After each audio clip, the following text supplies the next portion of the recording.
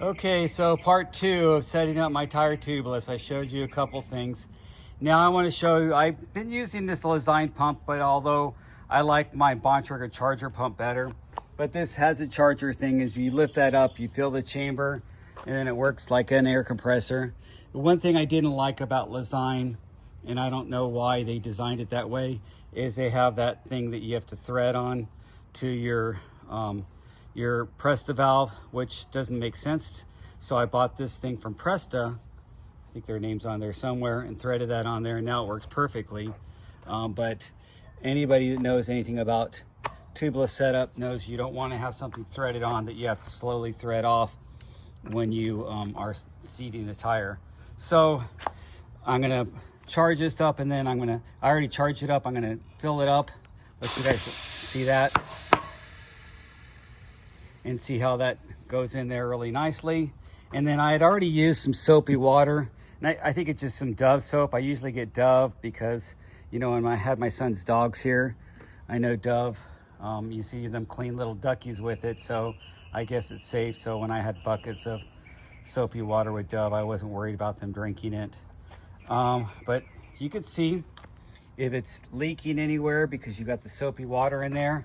And then I'll pull this off. I can't do it while I'm holding my camera, and I'll press the core in there, and then I'll spray some soapy water around the valve stem again to double check it.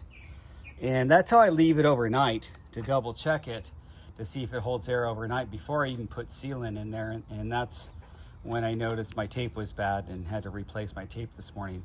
So and of course I was leaking on the way home from my ride yesterday. So thanks for you guys who watched my video yesterday.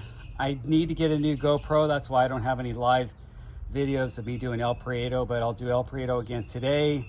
And maybe I could just do a video and talk about some sections and give you some tips on some sections, or maybe get a video of somebody getting of the jumps or something like that are on the fire road. Those look fun, and I've been doing those.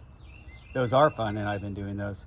Anyway, thanks for watching, but I'm gonna pull this off, and then I'm gonna make a short showing how I test the valve core and valve stem, that it's all there. You guys, I remember somebody talking a tutorial about setting it up. He says, don't tighten that down too much. You might make it leak around the tape.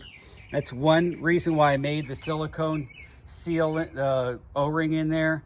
Another reason why I feel like, well, that doesn't seem like a very worthy thing, considering you're going to be moving that thing around, and why wouldn't you want that as tight as possible so it doesn't kind of bore the hole bigger in there.